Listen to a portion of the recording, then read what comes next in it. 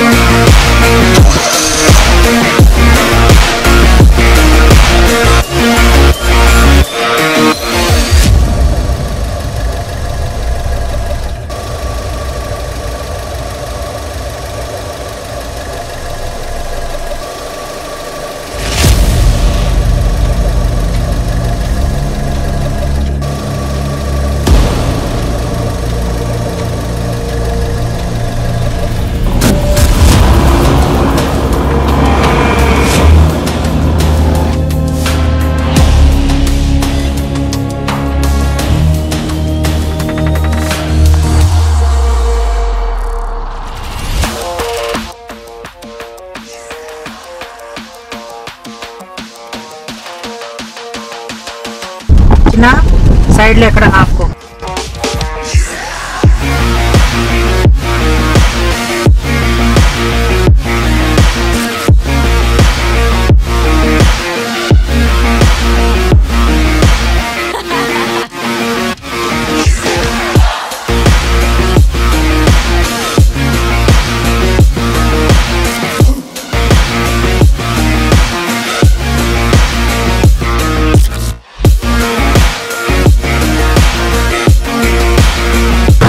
మళ్ళా చేస్తాను చెప్పినా కదా, సార్కి ఎందుకు ఫోన్ చేస్తాను? డ్రైవింగ్లో ఉండా, పక్కన మేడం ఉంది, ఇప్పుడు కిరాణా వాడు ఇవ్వలేదా? ఎక్కడ ఉన్నావు ఇప్పుడు నువ్వు?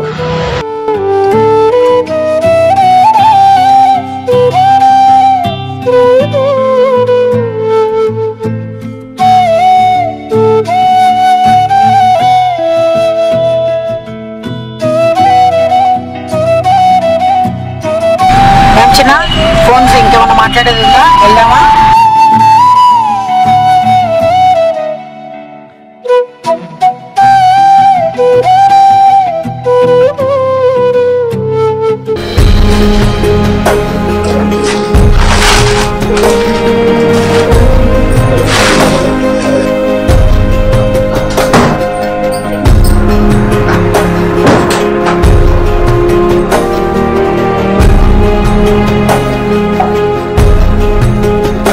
ఎక్కడికి సామాన్లు సపోర్ట్ ఇచ్చినాడా?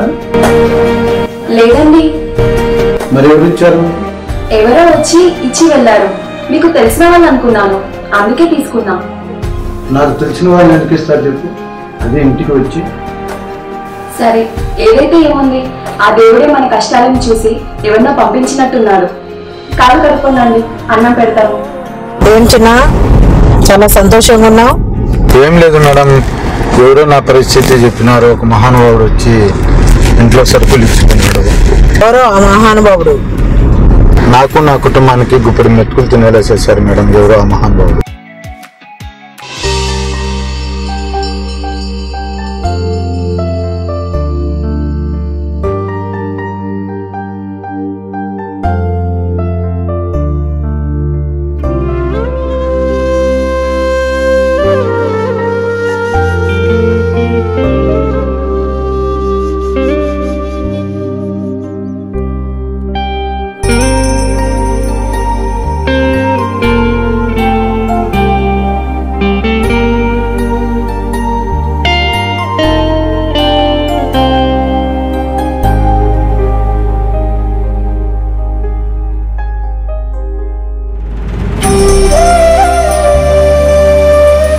ఏవండి, మీ మేడం వాళ్ళ ఇంట్లో అంతగానో కష్టపడతారు కదా, మీరు తిన్నారా లేదా అని ఒక్కసారైనా అడిగారా? మన గురించి ఆలోచించారా? ఈ లాక్డౌన్లో మన పరిస్థితి ఎలా ఉంది అని కనీసం మాట వరుసకైనా అడగలేదా? వాళ్ళ అవసరాల కోసం మనల్ని పనులు పెట్టుకున్నారు కానీ మన అవసరాలు తీర్చడానికి కావాలి పనులు పెట్టుకున్నాం. కష్టపడి పనిచేసే వాళ్ళకు ఆ డబ్బుకు మనమే యజమానులు, డబ్బున్న వాళ్ళకు డబ్బే యజమాని. అయినా మనకు ఉంటాయి మంచి మానవత్వాలు, డబ్బున్న వాళ్ళకు కాదు. అయినా దేవుడు ఏదో ఒక రూపంలో మనకు సహాయం చేస్తున్నాడు కదా, సంతోషించు. ఎక్స్క్యూజ్ మీ, ఎవరైనా ఉన్నారా? ఎవరో వెళ్ళి చూడమ్మా.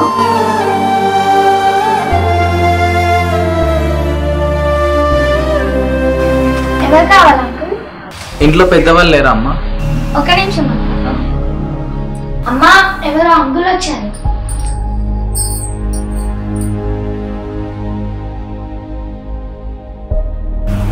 నమస్తే అమ్మా. ఓ మీరా, నమస్తే అమ్మ. ఏమండి? నమస్తే. ఎవరైనా ఎందుకు ఇస్తున్నావా మాకు ఇవన్నీ? నువ్వు ఎవరు? నువ్వు మొన్న కూడా వచ్చింది ఇతనేనా? అవును. మొన్న కూడా ఇచ్చిపోయినా అంటే ఎవరు నువ్వు? నా రుణం తీసుకునే సమయం వచ్చిందన్న, అందుకనే నేను నాకు తోచిన సాయం చేస్తున్నాను.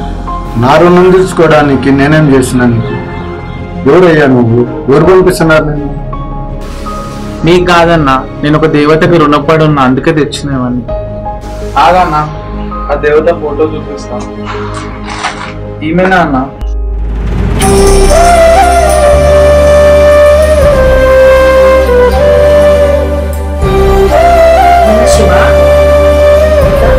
ఈరోజు మేము అందరం ప్రాణాలతో ఉన్నామంటే నీ వల్లనే అమ్మా. నీ రుణం ఏమిచ్చి తీర్చుకోవాలమ్మా? ఈ జన్మలో నీ రుణం తీర్చుకోలేదమ్మా. చూడు శివ, రుణం తీర్చుకోలేదని అనకు.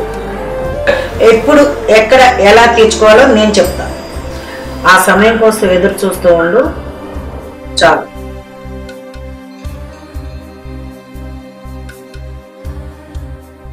అక్కడ మెడికల్ షాప్ ఉంది, వెళ్ళి ఈ మెడిసిన్ తెప్పు. ఇక్కడ దొరకవేమో మేడం. ముందు చెప్పించేయి. Okay madam.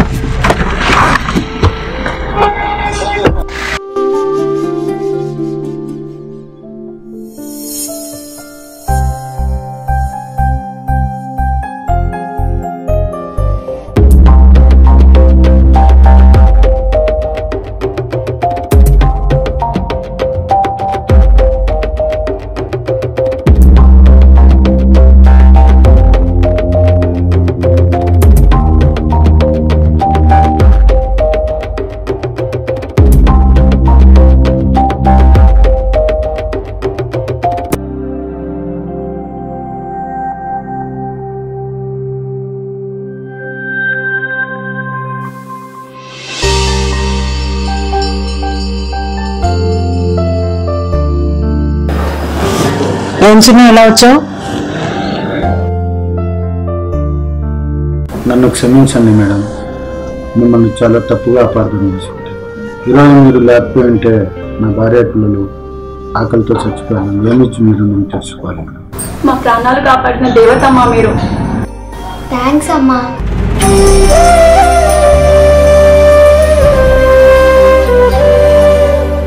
ఇప్పుడు సంతోషంగా ఉన్నారా? చిన్న నా రుణం తీర్చుకోలేనని అని అనకు. ఎప్పుడు ఎక్కడ ఎలా తీర్చుకోవాలో నేను చెప్పచ్చిన. ఆ సమయం కోసం ఎదురు చూస్తూ ఉండు చాలు.